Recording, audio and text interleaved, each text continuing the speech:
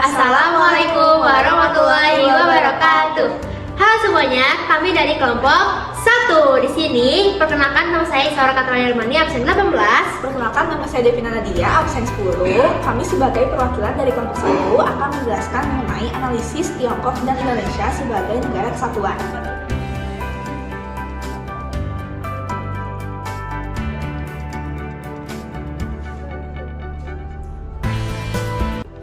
Oke, dimulai dari pengertiannya dulu. Negara kesatuan adalah suatu negara yang disusun secara tunggal, tidak ada negara dalam negara. Nah, dalam negara kesatuan ini kedaulatan sepenuhnya berada di tangan pemerintah pusat, di mana negara ini tersusun dari satu kepala negara, satu parlemen, satu dewan menteri, dan juga satu undang-undang dasar. Nah, meskipun terdapat beberapa bagian dalam negara kesatuan, tetapi mereka tidak dapat berdiri sendiri. Oke. Kemudian ada 2 prinsip negara kesatuan menurut C. Armstrong 2001-65 ya. Yang pertama itu adanya supremasi DPR terpusat. Kemudian yang kedua, tidak ada badan-badan lain yang mengelola selain badan pemerintah pusat. Nah, berikutnya saya akan menjelaskan mengenai identitas secara singkat dari Indonesia. Jadi, ibu kota Indonesia sendiri adalah Jakarta, meskipun pada saat ini kondisinya adalah non-aktif. Lalu untuk populasinya, berdasarkan data dari tahun 2022, sekitar 275,5 juta. Untuk bentuk negara sendiri adalah kesatuan dengan sistem pemerintahannya presidensial. Untuk kepala pemerintahan dan juga kepala negara diampu oleh satu orang, yakni Presiden Joko Widodo dari tahun 2014 hingga 2024. Indonesia sendiri telah mengalami beberapa perubahan bentuk negara. Indonesia kembali menjadi negara kesatuan pada tahun 1950 setelah sebelumnya menjadi negara Republik Indonesia Serikat. Nah, Indonesia sendiri secara tegas dinyatakan sebagai negara kesatuan pada pasal 1 UUD 1945 dengan diperkuat oleh pasal-pasal lain seperti pasal 18 ayat 1, pasal 18B ayat 2, pasal 25A, dan juga pasal 37 ayat 5. Keputusan MPR juga menegaskan komitmen untuk mempertahankan bentuk NKRI. Nah, berikutnya akan saya jelaskan mengenai kelebihan dan juga kekurangan Indonesia sebagai negara kesatuan yang dirangkum menjadi 4 poin, yakni yang pertama untuk kelebihan sendiri adalah stabilitas negara, di mana negara kesatuan itu lebih stabil dalam mengurangi kecemburuan antar daerah, di mana karena daerah-daerah yang kurang maju sendiri juga dapat secara langsung meminta anggaran kepada pemerintah pusat.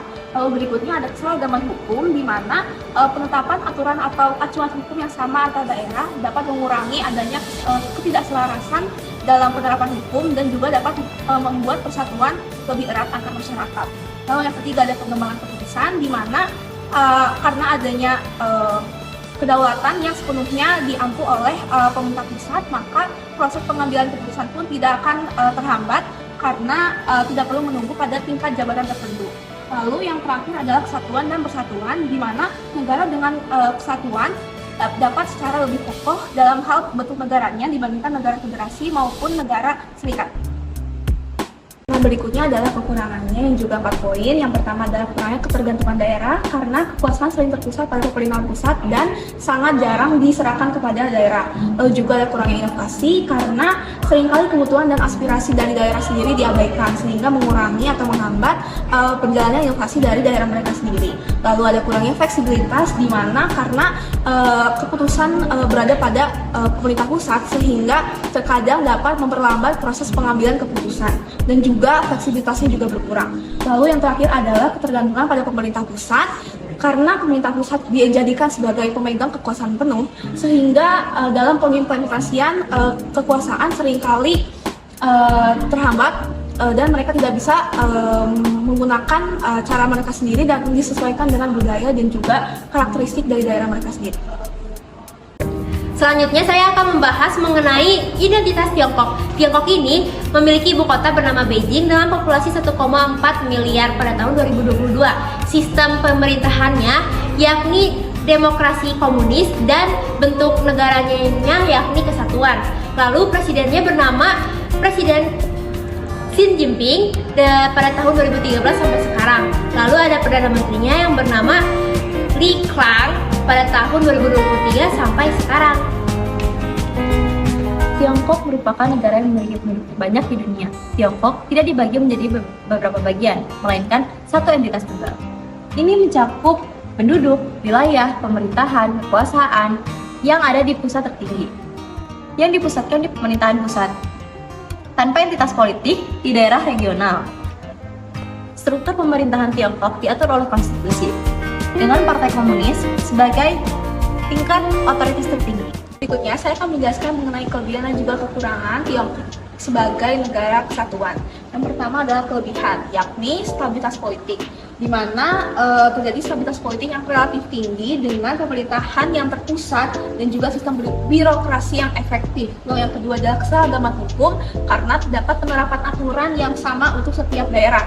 Lalu yang ketiga adalah pengembangan ekonomi, di mana terjadinya sangat cepat, liberal, dan investasi yang besar dalam bidang teknologi dan juga infrastruktur. Dan yang terakhir adalah kesatuan dan persatuan, di mana dengan adanya bentuk pemerintahan atau bentuk negara kesatuan menjadikan bentuk negara yang lebih kokoh daripada negara federasi dan juga serikat. Berikutnya adalah kelemahannya, yakni yang pertama kurangnya keterwakilan daerah, di mana kekuasaan yang sering terpusat pada pemerintahan pusat menjadikan daerah-daerah sering diabaikan seperti itu.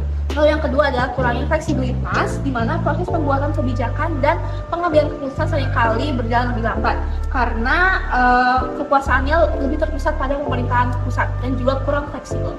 Lalu yang terakhir adalah ketergantungan pada pemerintahan pusat sehingga mengurangi intervensi dari daerah-daerah sendiri untuk dapat menjalankan kekuasaan mereka sesuai dengan karakteristik dan juga budaya yang ada di daerah mereka sendiri. Mengapa Indonesia memilih menjadi negara kesatuan? Yang pertama, karena unitarisme atau negara kesatuan merupakan usulan dari Presiden Soekarno yang juga merupakan cita-cita dari kemerdekaan awal dan juga merupakan tujuan utama dari Sumpah Pemuda. Yang kedua adalah Indonesia merupakan negara yang diversitas. Indonesia itu beragam dari agama, suku, budaya, dan bahasa sehingga membutuhkan negara yang dapat mengakomodasi hal-hal yang tersebut. Kelebihan Indonesia memilih negara kesatuan. Yang pertama, kesatuan dan kohesi nasional. Yang kedua, kebijakan dan administrasi terstandar. Yang ketiga, alokasi sumber daya yang efisien. Yang keempat, pemerintah pusat yang lebih kuat. Berikutnya ada kekurangannya dari Indonesia memilih sebagai bentuk negara kesatuan. Yang pertama adalah otoritas daerah yang terbatas, lalu yang kedua adalah potensi dominasi dari pemerintah pusat, yang ketiga adalah kompleksitas pengelolaan negara yang luas dan juga beragam, dan yang terakhir adalah potensi gerakan separatis. Jadi kesimpulannya, Indonesia dan Tiongkok sebagai negara kesatuan memiliki kelebihan dan kekurangannya masing-masing. Namun justru menjadi negara kesatuan itulah yang mengantarkan mereka menjadi kekuatan Asia. Sekian dari kami, terima kasih. Wassalamualaikum warahmatullahi wabarakatuh.